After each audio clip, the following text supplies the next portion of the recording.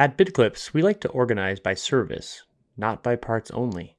This gives stronger insights, data, and organization for your staff and customers. Let me show you how to add services to your shop. Log into your provider portal, and on the left side, click the Shops icon under the Configure menu. Choose the shop that you would like to add the service to, and visit the wrench bar, second from the left.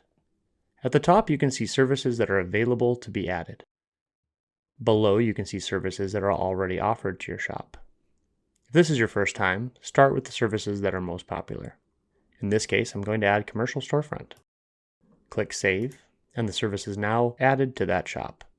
A quick note, services are created by the BidClips team. This keeps it organized and prevents users from creating multiple services.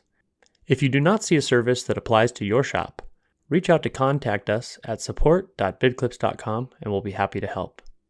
You have successfully added a service to your shop.